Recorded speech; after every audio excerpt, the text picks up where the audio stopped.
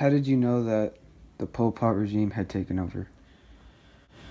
I was, I was 3 years old, and I don't remember a lot of it because being 3 years old and Pol Pot taken over in 1976, and it was just I was carried by my mom, and she brings me from different places to different places because we had to move from one spot to another.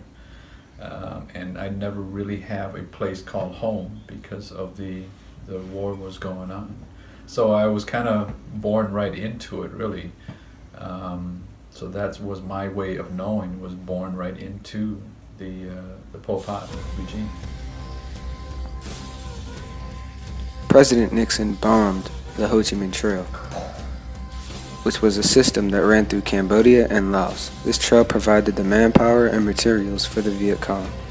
The bombing killed many civilians and put fear into the Cambodian people. Once the U.S. left the war after the bombings, the Khmer Rouge took over Phnom Penh, then came into power. North Vietnam has occupied military sanctuaries all along the Cambodian frontier with South Vietnam. Some of these extend up to 20 miles into Cambodia. The sanctuaries are in red, and as you note, they are on both sides of the border.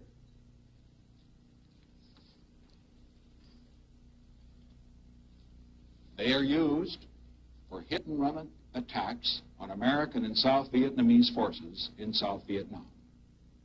These communist-occupied territories contain major base camps, training sites, logistics facilities, weapons and ammunition factories, airstrips, and prisoner-of-war compounds. This was the beginning of a genocide that roughly killed 2 to 3 million people. This was a highly politicized war, and due to protesting, displaced people of this war/genocide became refugees, and many entered the U.S. because they are no longer safe in their own countries.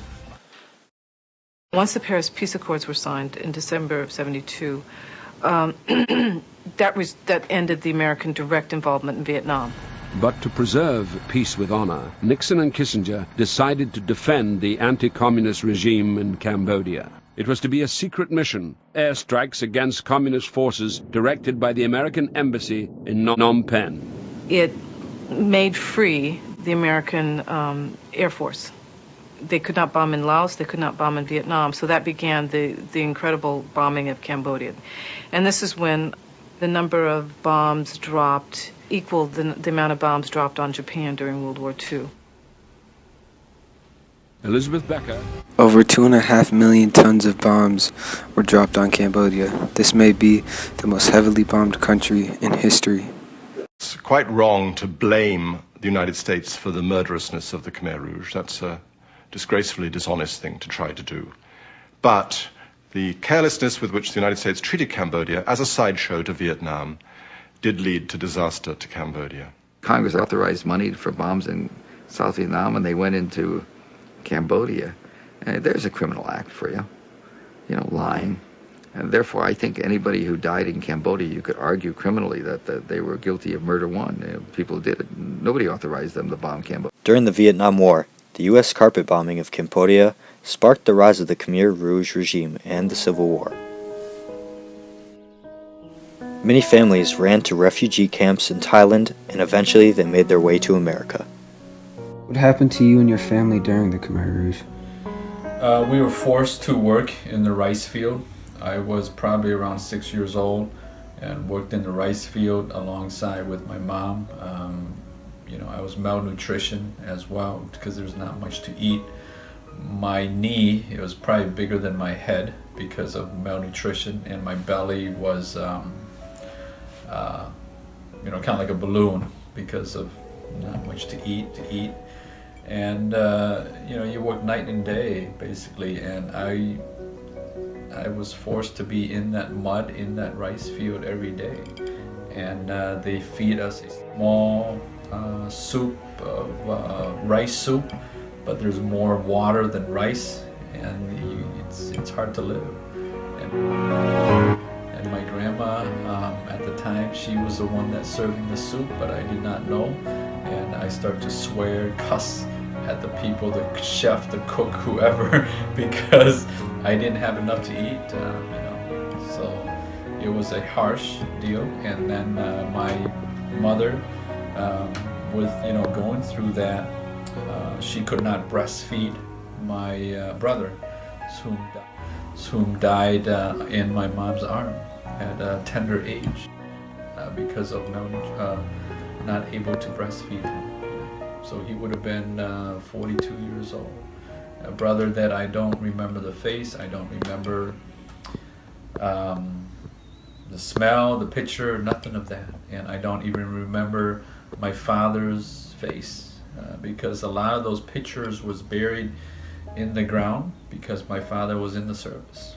So till this day, I have no clue what my dad looks like. Only my mother, my aunt, and some relatives that we now know that are still living in Cambodia, they say I look like my father, but there's no proof that I look like my father. I know he was an intelligent man because he had told my aunt that if you ever get to France or United States, you would able to have a car to drive. It's a loss that I would never know. It's a loss that I would like to learn more about, but at this time I move on, and my father I never know. And I'm very fortunate that we live in the United States, that I have a stepfather that really took care of me very well. Just like my real father that I never know because of Pol Pot, because of Khmer Rouge, because of the war. That took a toll on our family. And till this day, my grandma, not my grandma, but my mother, she would not step foot to Cambodia because it brings so much bad memory for her that she could not, she doesn't want to deal with that.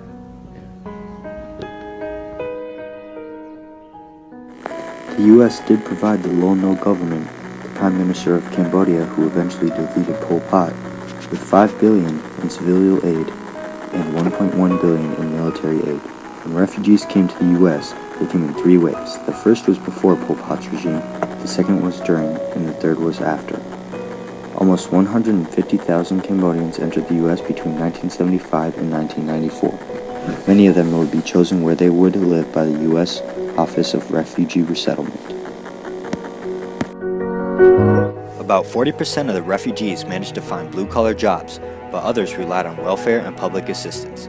The U.S., as shown by the shift in history of the U.S. immigration policy, the United States, and I quote, should not admit too many foreigners because their arrival might affect negatively on American society, or worse, pose a security threat to the nation.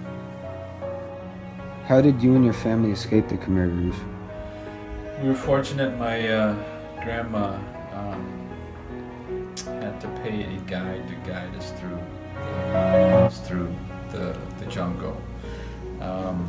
At first, we kind of followed through a group of people, and later on, that the guy that was guiding us, he demanded for money. So then my grandma gave whatever she had, and he did help us escape Cambodia. And the cost of it was interesting. Was my grandma had told me that it was 500 baht, which is equal to about $5 back then. And that brought my three aunts, my mom, and my grandma. And we would always walk at night because of the Khmer Rouge, or the guerrillas, people in the jungle. They could kill us at any given time. And then the not the bomb, I can't think of it, but what do you call those? That if we step the landmine, there's landmine all over, and we have to be very careful. And as we're walking, I was so young, and I fell into a mud hole or a well, to say, and then people were so far ahead of me already, and at their break, miles away, my grandma asked my mom, "Where is Chanda?" and they look around, they didn't see me. So Grandma hustled backtrack, and hear me screaming out of this well with mud, with disgusting bones, etc. And she pulled me out of the well, and my mom also was there to help her pull me out of that. So without my grandma and my mom, I would not be in America, because we walk night and day, and there's several families, people that was also with us, and I'm very fortunate that she did, took that route and escaped Cambodia, because it helped us to be in the United States of America. But that was not a pleasant walk.